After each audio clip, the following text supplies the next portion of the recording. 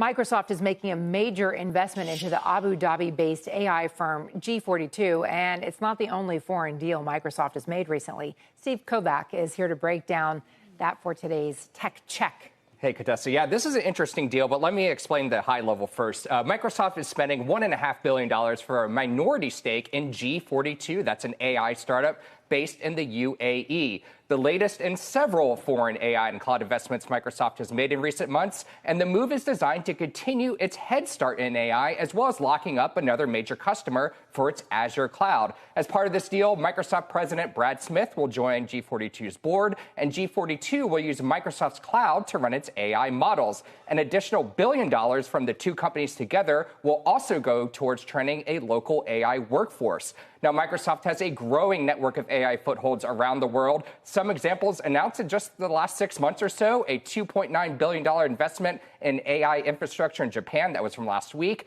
Opening an AI office in London, a small investment in the French startup Mistral AI, and $3.5 billion for data centers in Germany. Now, what Microsoft gets out of today's deal, it's not just a stake in some hot AI startup. It's also a guarantee of more business for its Azure cloud unit in the Middle East. The more AI activity happening on Azure, the more money Microsoft makes. A geopolitical angle also part of this deal, and it's kind of unusual. The U.S. and UAE governments are on board with the deal after Microsoft committed to secure development of AI with G42. But it goes further than that, as the U.S. tries to prevent China from gaining an advantage in AI. A congressional committee earlier this year flagged G42 for using Chinese tech and suggested to the Department of Commerce it may need to block tech exports to the company. G42 later said it would not use Chinese technology, opening up the space for Microsoft to come in. And of course, it has the blessing of Commerce Secretary Gina Raimondo, guys. So G42 was using Chinese technology? They were, and they were involved in some Chinese startups. But they were a UAE company? They're based in the UAE, that's correct. But there's also reports that they're involved, an investor in ByteDance, the Chinese parent to TikTok,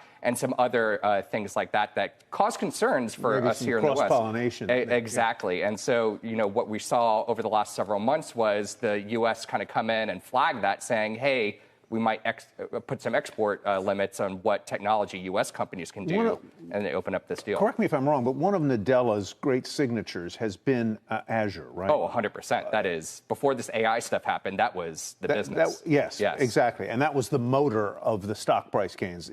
How, as a percentage of revenue, what is Azure? Do you know? We don't know, and they don't break it out. They lump it all into their entire cloud business. They tell us how much it grew year over year, but they do not tell us from what base. But it's growing rapidly, and it's there's some back of the envelope math. People have tried to figure out what Azure is worth. But look, the big point here is we're seeing Microsoft go all around the world and put these footholds in places outside of the U.S.